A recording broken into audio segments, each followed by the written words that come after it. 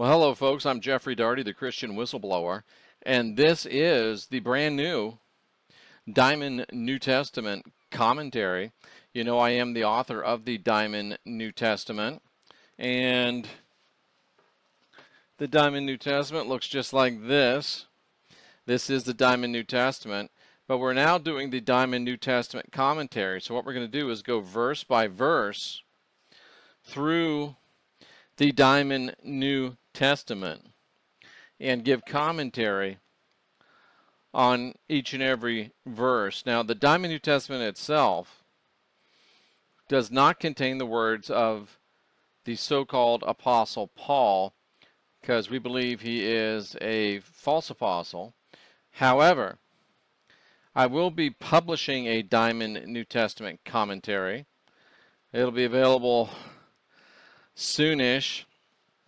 We'll probably have to do it in volumes, and I don't know how soon I can get the first one done, but it will contain the words of Paul as they relate to the teachings of the apostles. We're not going to put Paul's doctrine in there any more than we have to, but as it does relate to the teachings of the apostles, we will put it in, and we will discuss some things that were said and were written by the so-called Apostle Paul. Now, we'll be using, for our study purposes, we're going to use the BibleHub.com.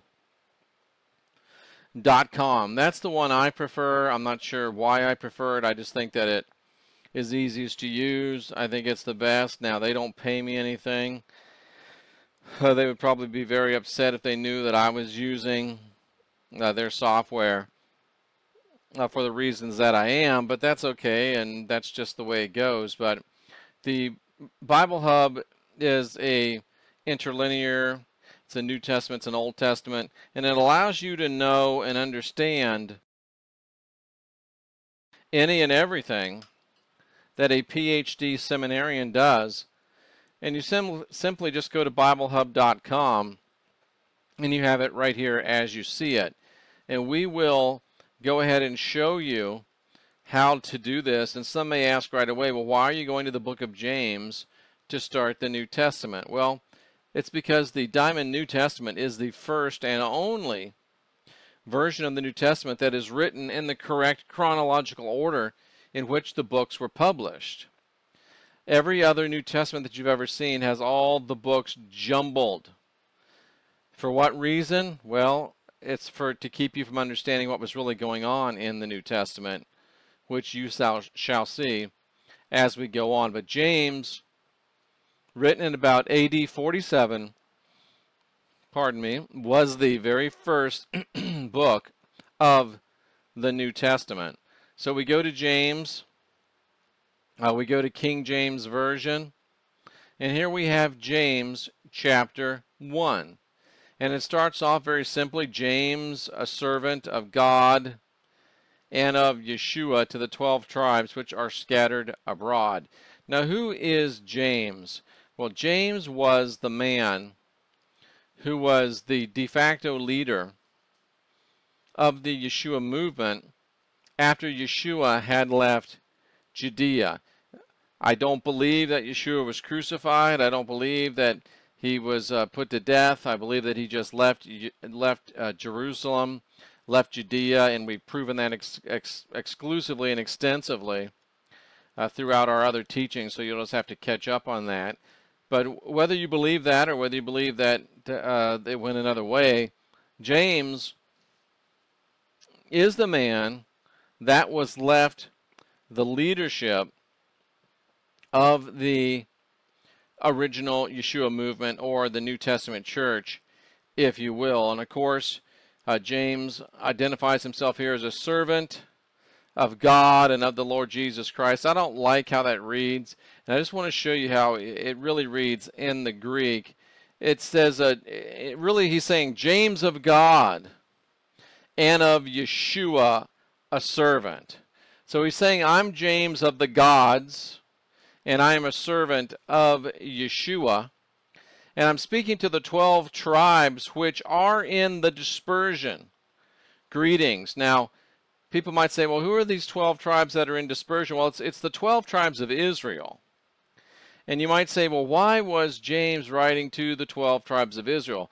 This is very, very important information. And I hope you'll buckle down and listen to this. The original Yeshua movement was almost exclusively within the confines of the city of Jerusalem.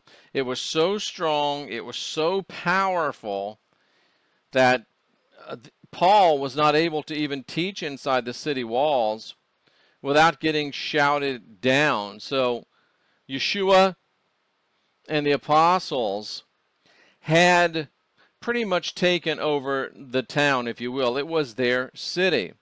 But this is written in AD 47. James was written in AD 47. Jerusalem was not destroyed until AD 70. Let me say that again.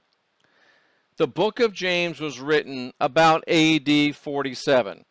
Let's see if we can find that so you don't have to take my word for it. When was book of James? When was book of James written? Book of James was written. When was the book of James written? Let's see if it's going to tell us when the book of James was written. You might just have to take my word for it. This one says that the book of James was written. Let's look at this one. And this, of course, is cold. I haven't practiced this. Date of writing. The book of James is probably the oldest of the book of the New Testament. How about that? So this dirty guy is not lying to you. James is probably the oldest book of the New Testament, written perhaps as early as AD 45, or, yeah, they say 45, I say 47. James was martyred in approximately 62. I would say that's a little bit late, but Josephus puts it about 62, and it's Josephus who I, credit with the description of how that happened. So I guess we have to stay with Josephus. Okay, so let's just say that it was written as early as AD 45. So let's just say 45, 47. But the interesting thing is that Jerusalem, when was Jerusalem destroyed in the Bible? Jerusalem was destroyed in 70 AD. The temple destroyed in 70 AD.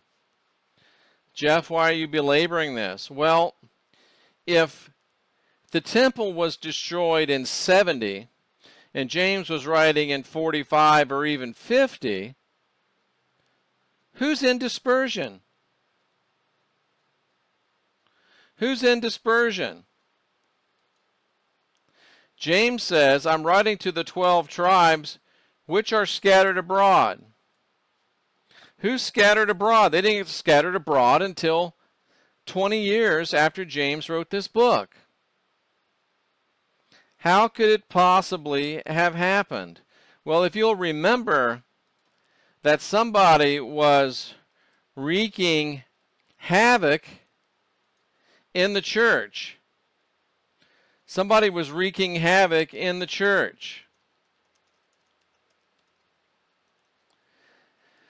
And the part of that wreaking havoc in the church, if we can find who that was, let's look at, Acts chapter 3. In, again, BibleHub.com. How about that? And let's just look at the King James Version here. As for Saul, he made havoc of the church, entering into every house, hailing men and women and committing them to prison. Therefore they were scattered abroad. Oh my. As for Saul, who was to become the Apostle Paul, he made havoc of the church, entering into every house, hailing men and women, committing them to prison. Therefore they were scattered abroad. They were scattered abroad. Well, let's look and see in 8:4 what that means. 8:4 interlinear. We're only at 8:1. So we can go, you could go 1, 2, 3, 4, or you can just go up here and do Acts 8:4. And they were scattered abroad. What were they? They were DISPERSED. And who did John say that he was talking to? Or excuse me, who did James say that he was talking to?